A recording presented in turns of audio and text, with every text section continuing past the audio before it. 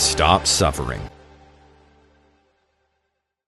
எல்லோருக்கும் இனிய மாலை வணக்கம். கிறிஸ்துவின் நாமத்தினால் எல்லோரை நான் வாழ்த்துகிறேன். இந்த வாரம் திங்கட்கிழமை இரவு நாம் இந்த நிகழ்ச்சியில மீண்டுமாய் ஒருங்கிணைத்திருக்கிறோம். இது உங்கள் கவலைப்படுவதை நிறுத்தும் நிகழ்ச்சி, யூனிவர்சல் ஆலயம். மக்களே, நாம் முதலாவதாய் தேவனுடைய வார்த்தை மேல் விசுவாசத்தை செயல்படுத்துகிற ஒருவராய் இருப்பது மிக அவசியம். ஏனென்றால் நீங்கள் யாரும் குறிப்பாய் உங்கள் வாழ்க்கையிலே பொருளாதார பண நெருக்கடியை சந்தித்து கொண்டிருக்கிறீர்களோ, வேலையின்மை, குறைவான ஊதியம், வருமானமின்மை அல்லது பணங்கள் விரயமாவது, இப்படிப்பட்ட ஒரு சூழல் நீங்கள் யார் உங்கள் பண வாழ்க்கையிலே சந்தித்துக் கொண்டிருக்கிறீர்களோ, வழி என்ன? தேவனோடு கூட நீங்கள் உடன்படிக்கை செய்வது, அவர் வார்த்தையின் பிரகாரமாய் நீங்கள் செயல்படும் போது, அவர் வார்த்தையிலே கர்த்தர் தாமே நாம் அவரை சோதிக்கும்படி வரவேற்கிறார். விசேஷமாய் அவரோட உடன்படிக்கை செய்கிற ஒருத்தர், அவர் வார்த்தைக்கு கீழ்ப்படுகிற ஒருத்தரை கர்த்தர் வரவேற்கிறார். அவர் வார்த்தை சோதிக்கும் ஒருத்தர் ஒரு வார்த்தையை சோதிக்கும் பொழுது அந்த வார்த்தையினுடைய பலன் அவன் வாழ்க்கையில் நிச்சயமாக்கப்படுகிறது. சோதிக்கும் பொழுது என்ற வார்த்தையினுடைய அர்த்தம் என்ன? செயல்படும் போது இந்த அற்புதமான சாட்சியினுடைய ஆதாரத்தை பாருங்கள். வார்த்தையின் அடிப்படையிலான விசுவாசம் எப்படி பலன் கொண்டு வருகிறது.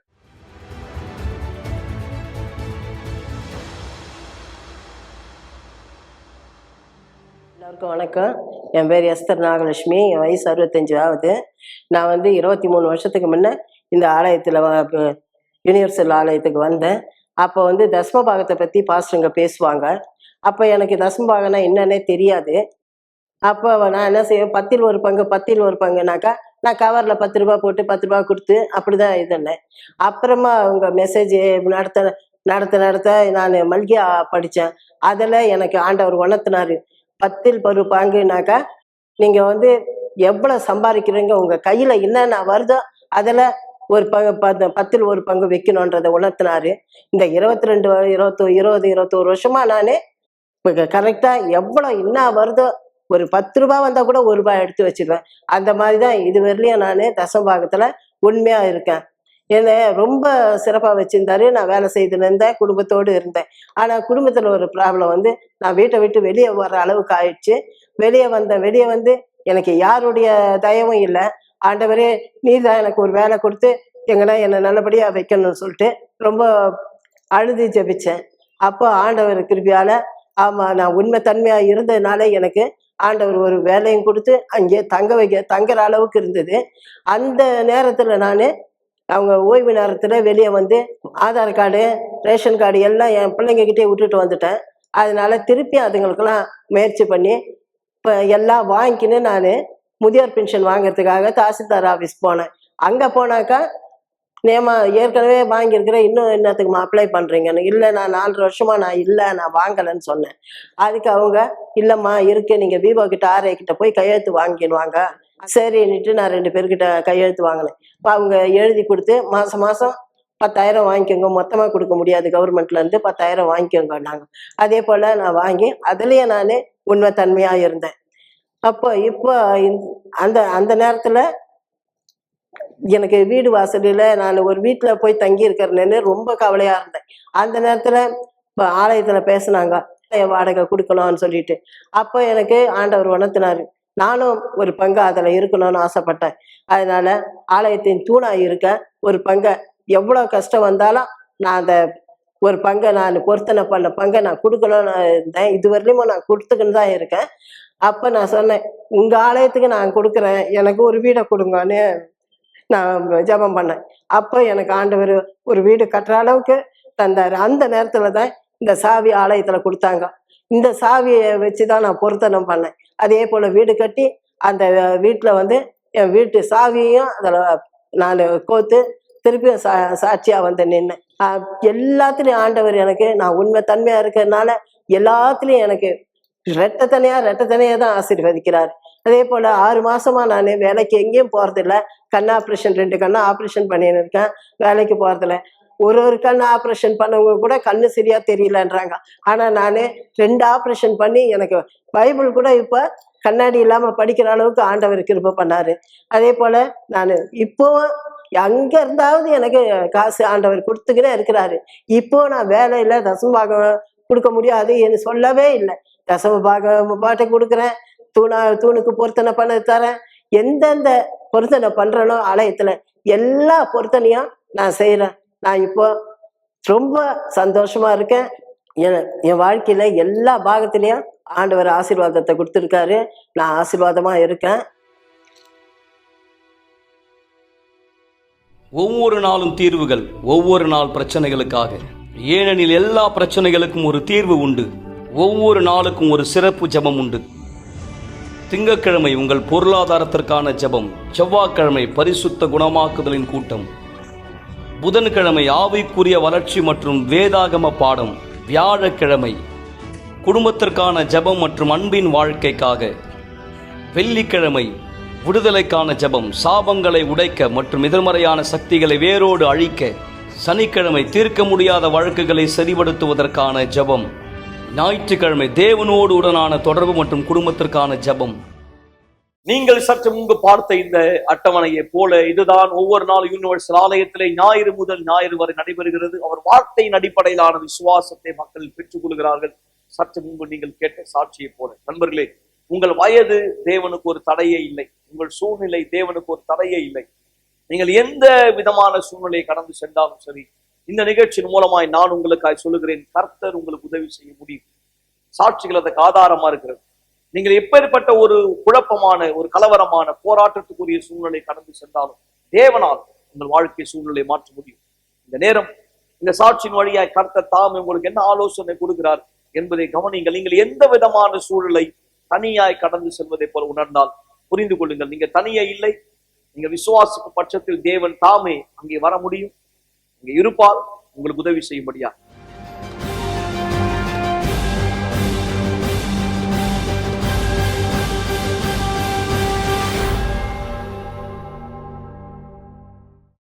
வணக்கம், என் பேர் பாவற்றின் ருபேனி.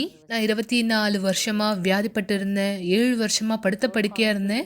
யூனிவர்சல் ஆலயத்துக்கு வரதுக்கு முன்னாடி என்னுடைய வாழ்க்கையும் எல்லா பகுதியும் முற்றிலுமா அழிக்கப்பட்டதா இருந்தது. மிக மோசமானது. நான் உடல்நிலை சரியில்லாம இருந்தது தான். என்னுடைய வியாதியானது என்னுடைய உடல்ல பருக்களானது இருந்தது. என்னுடைய வாய்ப்பகுதியில தொற்றானது இருந்தது. அதன் மூலமா என்னுடைய தலைப்பகுதியிலையும் அது பரவி இருந்தது.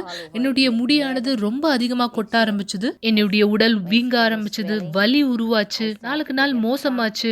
மறுத்து போன மாதிரி இருக்கும், வலிக்கும், ரத்தமானது வர ஆரம்பிச்சது, எரிச்சலா இருக்கும்.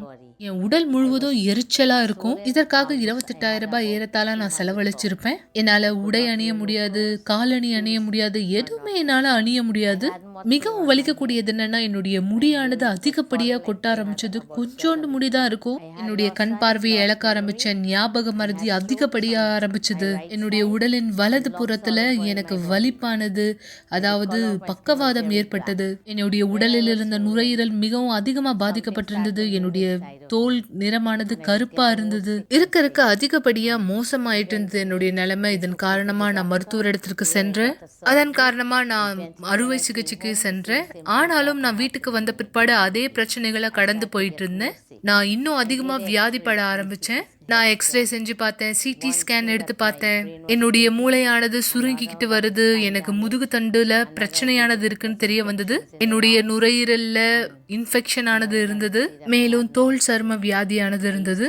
ஒரு நாளைக்கு நான் 21 மாத்திரையோட 3 இன்ஜெக்ஷனை எடுத்துக்க வேண்டிய நிலைமை ஏற்பட்டது. ஆனா இதுல ஒண்ணு கூட எனக்கு உதவி செய்யல. இதுதான் என்னுடைய மூளையை ஸ்கேன் செய்த எக்ஸ்ரே. இதுல என்னுடைய மூளையானது சுருங்கிக்கிட்டு இருக்குன்னு பார்க்கலாம். நான் இதுக்காகவும் மருந்துகள் எடுத்துக்கிட்டேன், மாத்திரை எடுத்துக்கிட்டேன். ஆனா எந்த பலனுமே எனக்கு கிடைக்கல. இது முதுகு தண்டோட ஸ்கேனு. என்னால அசைக்க முடியாது இருந்தது. என்னால இடது பக்கம் வலது பக்கம் திருப்ப முடியாது. என் தலையை உயர்த்த முடியாது. கை காலை அசைக்க முடியாது, தூக்க முடியாது. என்னால எதுவுமே பண்ண முடியாது. மருத்துவர்கள் சொன்னாங்க, இனிமேலும் இது வேலை செய்யாதுமா, உங்களால இனியும் நடக்க முடியாது அப்படின்னு சொன்னாங்க. மருந்து மாத்திரை எடுத்து கூட எனக்கு எந்த பலனுமே கிடைக்கல. இந்த எக்ஸ்ரே என்னுடைய நுரையீரலுக்காக நான் எடுத்தது. ஏன்னா என்னால சுவாசிக்க முடியாது, எனக்கு பிடிச்ச உணவுகளை என்னால சாப்பிட முடியாது, தண்ணி கூட என்னால முழுங்க முடியாது. என்னால இரவு நேரங்கள்ல பகல் நேரங்கள்ல தூங்க கூட முடியாது. ஒவ்வொரு நாளும் எனக்கு வலி மட்டும்தான் இருந்தது. நான் வெறும் சரீரபூர்வமான பிரச்சனையை மட்டும் சந்திக்கல, ஆவிக்குரிய ரீதியாவும் பிரச்சனைகளை சந்திச்சுட்டு இருந்தேன். ஏன்னா எனக்கு மன அழுத்தமானது இருந்தது, தற்கொலை எண்ணமானது இருந்தது. ஒவ்வொரு நாளும் இரவு நேரத்துல கெட்ட கனவுகள் வரும். நான் நிழல்களை பார்க்க ஆரம்பிச்சேன். எனக்கு சத்தங்கள், குரல்கள் கேட்க ஆரம்பிச்சது. ஏதோ ஆவிகள் என்னை பாக்குற மாதிரி நான் பார்த்தேன். செய்வினை எடுக்கிறவங்க கிட்ட போகிறதுக்காக நான் சூரியனாம், church town, west coast, Africa எல்லா இடத்துக்கும் போயிருக்கேன். நான் ஏறத்தாழ ஒரு 20 லட்சம் ரூபாய் செலவு பண்ணிருப்பேன். இப்ப செய்வினை எடுக்கிறவங்க கிட்டயும் மருத்துவர்கிட்டயும். ஆனா என்னுடைய பிரச்சனைக்கு முடிவு கிடைக்கல. பிரச்சனை இன்னும் அதிகமா மோசமாச்சு. என்னுடைய தோழி ஒரு நாள் என்னை அழைச்சு யூனிவர்சல் ஆலயத்தை பத்தி சொன்னாங்க. அவங்க என்கிட்ட எல்லாவற்றையும் நீ முயற்சி செஞ்சு பார்த்திருக்க, இப்ப இந்த ஆலயத்தையும் முயற்சி செஞ்சு பாருன்னு சொன்னாங்க. நான் ஆலயத்துக்கு வர தீர்மானிச்சேன். நான் தங்கியிருக்க லாகுவான்ல இருந்து நான் படகு மூலமா தான் ஆலயத்துக்கு வர வேண்டியதா இருந்தது. ஆப்பிரிக்கா வந்த பிற்பாடு நான் டாக்ஸில தான் ஆலயத்துக்கு போனேன். நான் எப்போ ஆலயத்துக்கு வந்தேனோ அப்ப சொன்னேன், எல்லாமே போதும், இதுக்கு மேல எதுவும் கிடையாது, நான் இனிமேலும் திரும்பி போறது இல்லைன்னு சொன்னேன். எனக்கு இயேசுவை பத்தி எதுவுமே தெரியாது. நான் அன்னைக்கு இயேசுவை குறித்து கேள்விப்பட்ட போது நான் தீர்மானிச்சேன், நான் மறிச்சா இயேசுவோட தான் மறிக்கணும், ஆனா திரும்பி ஒருபோதும் போறது இல்லைன்னு தீர்மானிச்சுட்டேன். நான் தொடர்ந்து ஆலயத்துக்கு வரும்பொழுது என்னுடைய விடுதலையை பார்த்தேன். இனிமேலும் எனக்கு கெட்ட கனவு இல்லை. நான் முதல் நாளே இந்த கெட்ட கனவுல இருந்து விடுதலையை பெற்றேன். நான் தொடர் சங்கிலி ஜெபம் செய்யற காரணத்தினால நான் மனம் மாறினேன். நான் தண்ணீர்ல ஞானஸ்தானம் எடுத்துக்கொண்டேன். அதுல இருந்து நான் எல்லாவற்றிலும் கீழ்ப்படிய ஆரம்பிச்சேன். இது வரைக்கும் நான் மருத்துவருக்கு நிறைய கீழ்ப்படிஞ்சிருக்கேன். இப்போ தேவனுடைய மனுஷன் சொல்ற எல்லா காரியத்துக்கும் நான் கீழ்ப்படிய ஆரம்பிச்சேன். நான் தொடர்ந்து தொடர் சங்கிலி ஜெபத்துல இணைஞ்சிருந்தேன். என் வாழ்க்கையில எல்லாமே படிப்படியா மாற ஆரம்பிச்சது. எனக்கு ஞாபக மறதியானது இருந்தது. ஏன்னா டாக்டர் சொல்லியிருந்த பிரகாரம் என்னுடைய மூளை சுருங்கிக்கிட்டு இருந்தது. நான் தொடர் சங்கிலி ஜெபம் செஞ்ச காரணத்தினால என்னுடைய ஞாபக சக்தி திரும்ப கிடைச்சது. என்னுடைய கண் பார்வை சரியானது.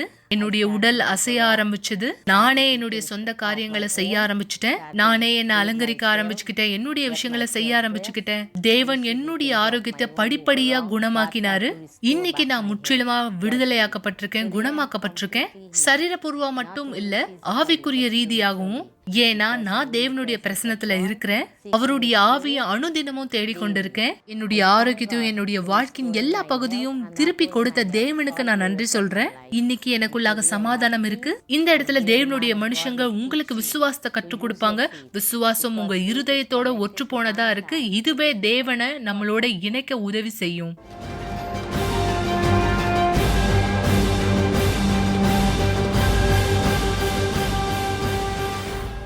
வெள்ளிக்கிழமை இதுதான் யூனிவர்சல் ஆலயத்தில் நடைபெறுகிறது. ஒவ்வொரு வெள்ளிக்கிழமையும் இதுதான் யூனிவர்சல் ஆலயத்தில் நம் விசுவாசத்துடைய ஐக்கியம். ஏனென்றால் இவ்வுலகத்திலே இருள்கள் செயல்படுகிறது நண்பர். இருளின் கிரியை வெளிப்படையார். எனவேதான் நீங்கள் யார் உங்களை இப்படிப்பட்ட ஒரு சூழ்நிலையில பார்த்தால், இந்த பெண்மணி வாழ்க்கையினுடைய எல்லா பகுதியிலையும் பாதிக்கப்பட்டார். ஒரு செய்தனையினுடைய சாபத்தினால், ஒரு அசுத்தத்தினுடைய வேலையினால், அவருடைய திருமண வாழ்க்கையில விரக்தி அடைந்த ஒருவராய், பொருளாதாரத்துல சரிவை சந்தித்த ஒருவராய், தற்கொலை எண்ணத்தோட பாதிக்கப்பட்ட ஒருவராய். அதாவது இந்த நேரம் அவர் தேவனுடைய வார்த்தை விசுவாசத்தை பெற்றுக்கொண்டார். அந்த நேரம் செய்வினை அவர் வாழ்க்கையிலே முறியடிக்கப்பட்டது. தோஷம் அவர் வாழ்க்கையிலே முறியடிக்கப்பட்டது. தற்கொலையின் ஆவி அவர் வாழ்க்கையிலிருந்து சுருக்கப்பட்டது. இன்றைக்கு அவர் புதிதான முழுமையான பூரணமான வாழ்க்கையினுடைய முன்னேற்றத்தின் பாதையிலே சென்று கொண்டிருக்கிறார். இயேசு தாமே சொன்னார், நான் உலகத்துக்கு ஒளியா இருக்கேன், என்னை பின்பற்றுகிறவன் ஒருபோதும் இருளில் நடப்பதில்லை. எனவே இந்த சாட்சி வழியாய் நீங்கள் தேவனுடைய கரத்தை பிடித்துக் கொள்ள கூடுமானால் உங்களுக்கு நிச்சயமாய் வழிமுறை. சாட்சியை தொடர்ந்து வெள்ளிக்கிழமை நாம் என்ன செய்ய போகிறோம் அதை குறித்த ஒரு சிறு விளக்கத்தை வீடியோ நீங்க பார்க்க நான் விரும்புகிறேன். பிற்பாடு நான் உங்களுக்கு விளக்குவேன். எந்த நாள் எந்த நேரம் நீங்கள் விசேஷமாய் இந்த ஜபத்தை பெற்றுக்கொள்ள முடியும். என் பேர் மஞ்சுளா. நான் அண்ணாநகர்ல இருந்து வரேன். நான் வந்து ஆலயத்துக்கு வரதுக்கு முன்னாடி அந்த அளவுக்கு அழிக்கப்பட்ட நபரா இருந்தேன். நான் வந்து எங்க மாமாவை விரும்பியிருந்தேன் சின்ன வயசுல இருந்து. அவரும் என்னை விரும்பியிருந்தாரு. கல்யாணத்துக்கு அந்த ஏஜ் வர சொல்ல கல்யாணம் பண்ணலான்றத பேச சொல்ல அவர் வந்து என்னை பிடிக்கலன்னு சொல்லிட்டாரு. எனக்கு வந்து அந்த அளவுக்கு வந்து மன அழுத்தமா இருந்தது. நான் வந்து உயிரோடவே இருக்கக்கூடாது, இறந்து போயிருந்தா நம்ம எதுக்காக வாழ்றோம் சொல்லிட்டு எனக்கு அந்த அளவுக்கு வந்து மன அழுத்தமா இருந்தது. அந்த நேரம் பார்த்தீங்கன்னா செய்வின பிரச்சனையும் என்னை பாதிக்கப்பட்டு இருந்தது. என்னால வந்து சரியா தூங்க முடியாது. நைட்ல வந்து அப்படியே கருப்பான உருவம், ஏதோ ஒரு உருவம் தெரியுற மாதிரி இருக்கும். எதிர்மறையான எண்ணங்கள் இருக்கும். பயங்கரமா வந்து எனக்கு வந்து மூச்சு வாங்கும். என்னால வந்து தனியா இருக்கவே முடியாது. எனக்கு பயமா இருக்கும். தனிமையில இருந்தா யாரோ என்னை கூப்பிடுற மாதிரி இருக்கும். குரல்கள் கேட்கும். நீ இருக்காத, உயிரோட இருக்காத சொல்ற குரல்கள்லாம் கேட்கும். எனக்கு அந்த அளவுக்கு பயமா இருக்கு. கூட யாருன்னா இருக்கும். என்னால வந்து நிக்க முடியாது, தூங்க முடியாது. நிம்மதியான தூக்கமே வராது. எனக்கு எல்லாம் தூங்குவாங்க, நான் மட்டும் நைட்ல முடிச்சுன்னு இருப்பேன். எனக்கு அந்த அளவுக்கு கஷ்டமா இருக்கும். அது மட்டும் இல்ல, பல இடங்களுக்கு நான் போயிருந்தேன். அங்க போயிட்டு பரிகாரம் எல்லாம் நான் செஞ்சேன்.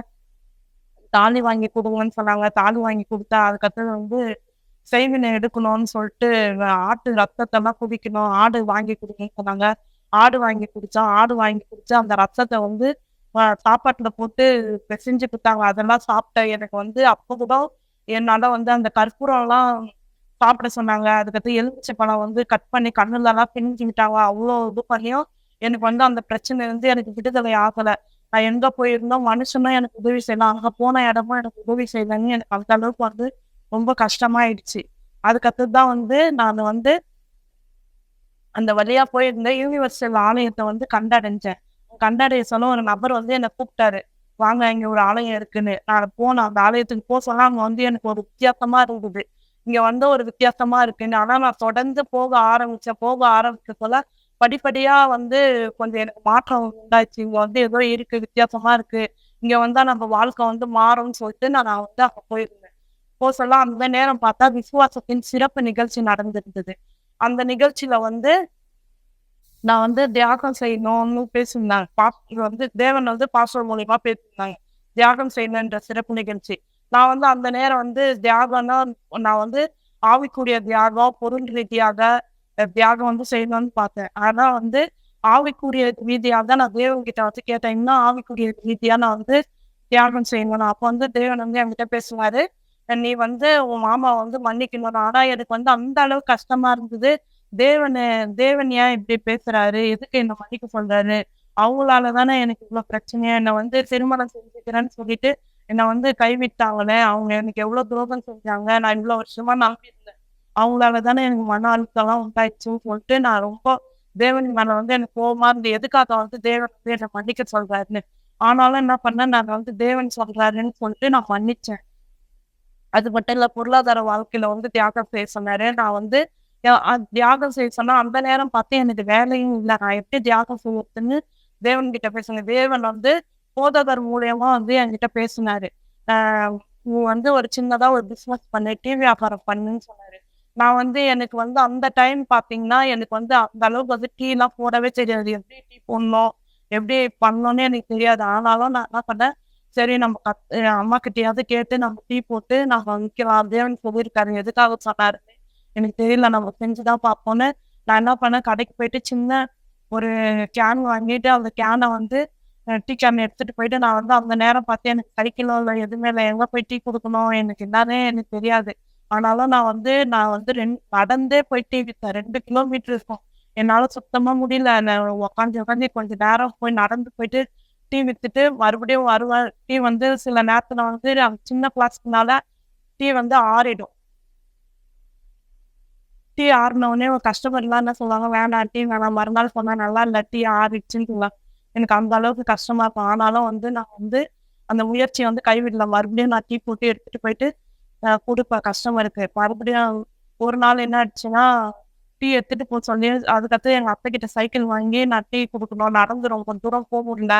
கால் வலியா இருக்குது. டீ வேற ஆறிடுது. கஸ்டமர் வேணான்னு சொல்றாங்கன்னு சொல்லிட்டு, சைக்கிள்ல வாங்கி கட்டி எடுத்துட்டு சொல்ல, சைக்கிள் ஓட்டிட்டு சொல்லியே என்ன ஆச்சு, டீ கேன்ல வந்து கலந்து மொத்த டீயும் கீழ ஊத்திச்சு. எனக்கு அந்த அளவுக்கு கஷ்டமா அப்ப கூட எங்க வீட்ல இருக்கிறவங்கலாம் சொன்னாங்க, "நீ எதுக்குமே பிரயோஜனம் கிடையாது. நீ எதுக்கு வந்து டீ வியாபாரம்லாம் பண்ற? எங்கனா வேலைக்கு போறத விட்டு, இதெல்லாம் தேவையில்லாத வேலையெல்லாம் பார்த்துட்டு இருக்கியேன்னு." அப்ப கூட அவங்க சொன்னாலும் பரவாயில்ல, நம்ம செய்யலாம்னு சொல்லிட்டு நான் மறுபடியும் டீ எடுத்துட்டு போனேன். சரி பேக் சைடு தான் வச்சு கட்டுனா கீழ விழுந்துச்சுன்னு ஃப்ரண்ட் கூடையில வச்சு கட்ட சொல்ல, ஒரு பைக்ல எதிர்க்க வந்த ஒரு நபர் வந்து அந்த சைக்கிள்ல இடிச்சு மொத்த டீயும் ஊத்தி ஃப்ளாஸ்க் ஃபுல்லா உடைஞ்சு, சைக்கிள் வந்து ஃப்ரண்ட் அந்த கூடையே உடஞ்சிச்சு.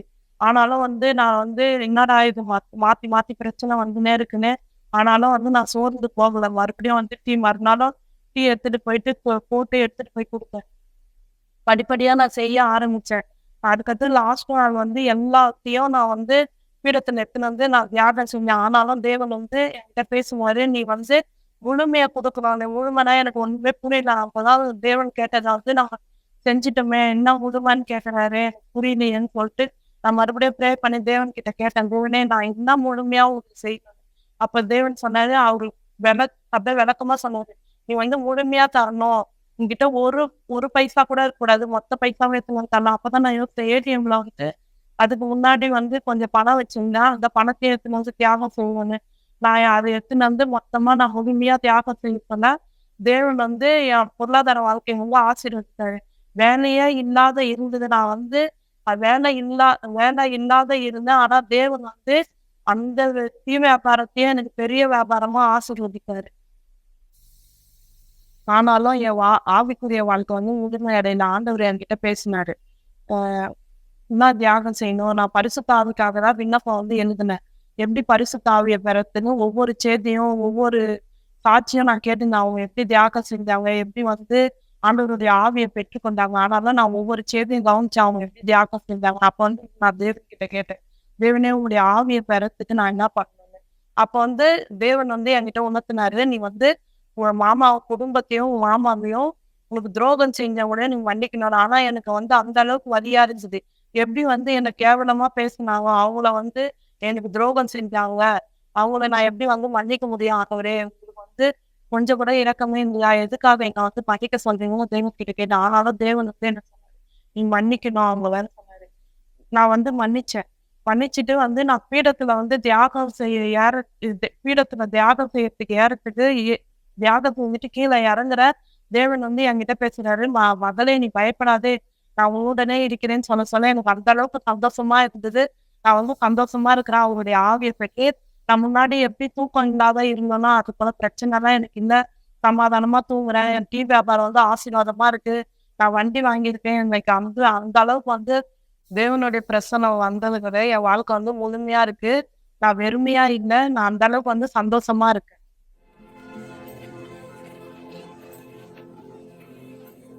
இயேசுவே, இயேசுவே.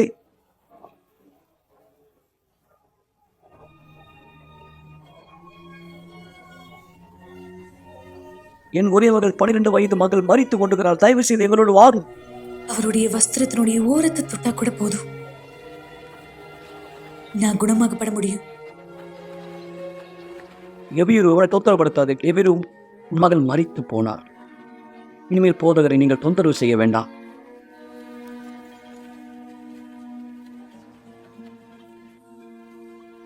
பயப்படாதே, விசுவாசம் உள்ளவனாயிரு, அப்போது அவள் பிழைப்பாள். விசுவாசம் உள்ளவனாயிரு.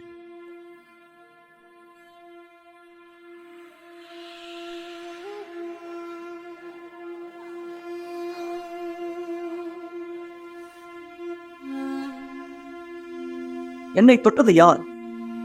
ஒருவர் என்னை தொட்டது உண்டு. எப்படி தொட்டது யார் என்று நீ கேட்கிறீர்கள்?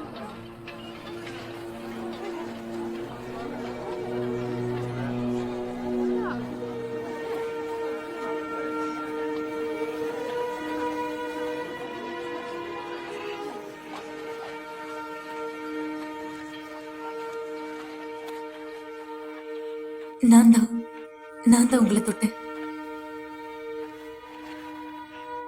நான் 12 வருஷமா ரத்தப்போக்குனால பாதிக்கப்பட்டிருந்தேன். என்னிடத்துல இருந்த எல்லாத்தையும் நான் செலவு பண்ணியும் மருத்துவருக்காக அதுல எந்த பிரயோஜனமும் இல்லை.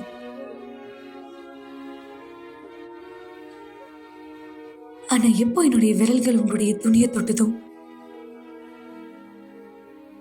நான் குணமாக்கப்பட்டேன்.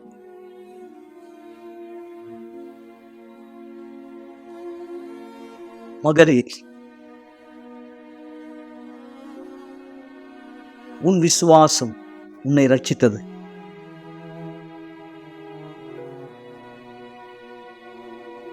சமாதானத்தோடே போ, சமாதானத்தோடே போ. நன்றி.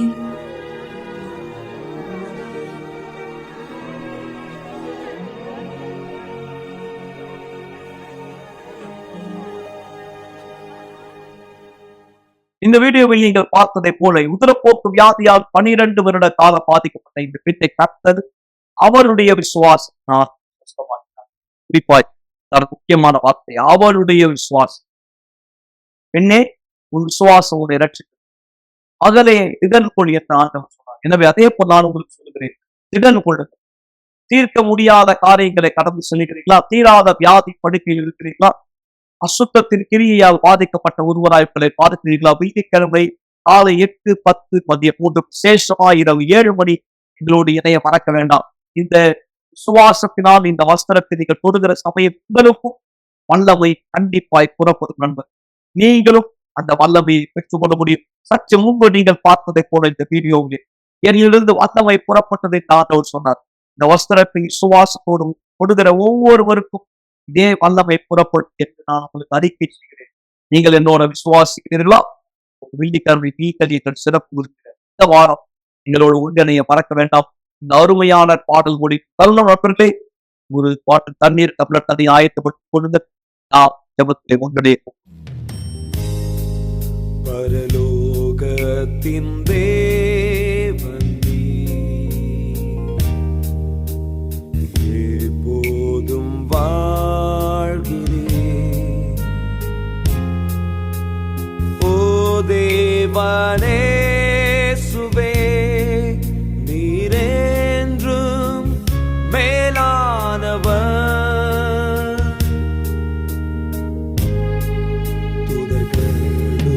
மை பாடிட ஜனம் போற்றிட, கடைசி நாளில் திரும்ப வருவீரே. ஓ ஆல்பா ஓமெகா தேவ ஆவியே வாரு வாரு வாரு இயேசுவே. ஓ ஆல்பா ஓமெகா தேவ ஆவியே வாரு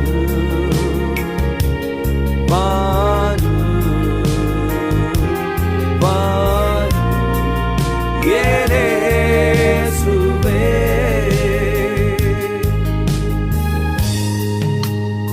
ஆவியை நாடுவேன், உம் வல்லமை தேடுவேன். பரலோகத்தின் தேவன் நீர், உமாவி என்னிடமே. ஓ ஆல்பா ஓமெகா